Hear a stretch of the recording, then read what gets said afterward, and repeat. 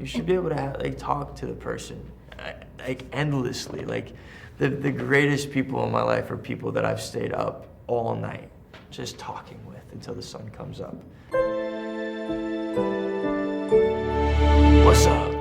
Welcome back to Miami. Thank you. And second parts are even better. You think? I think this one is better at every single level. Wow. The first one was very good.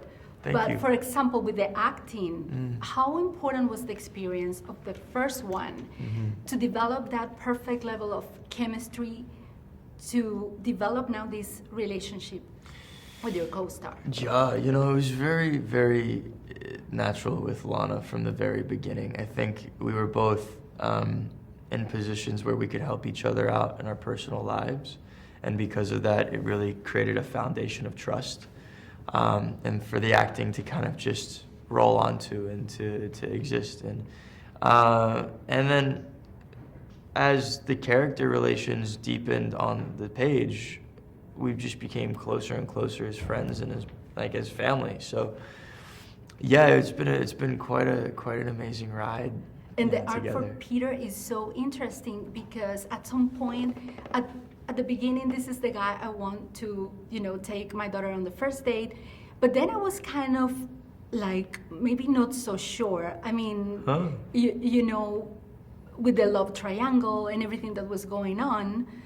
So that was interesting for you to That's interesting. to portray that. So what about Peter in the second film made you feel that maybe he shouldn't be dating your daughter? The love triangle At some point, yeah, and I love that. I love the dilemma, and I Yeah. love that you are guessing and you don't know what to expect at some point. Yeah, I think that there's real character differences between John Ambrose and Peter. Peter being a bit younger, and shorter sighted, I think. He's very much about high school. He's very much about getting into college, and John Ambrose, I feel like, is far more aware of the future, of the distant future of okay, what am I gonna do now to be happy in 15 years, So I think it's really just depends on what you want and what you're making of it and what's right for now and what might be right for later. And the film starts with the first date.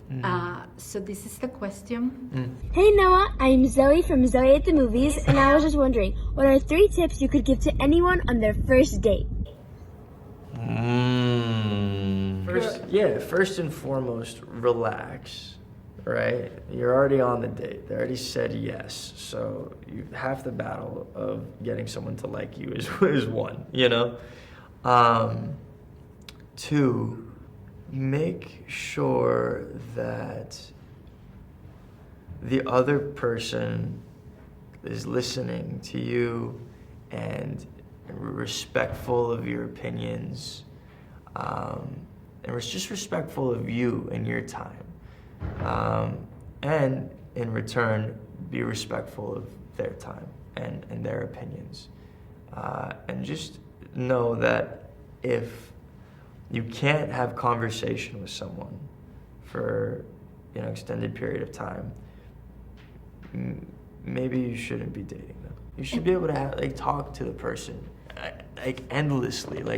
The greatest people in my life are people that I've stayed up all night just talking with until the sun comes up. And this is what the movie is about. It's about the beauty of the romanticism and the real connection. Communication's sexy, dude. It's true.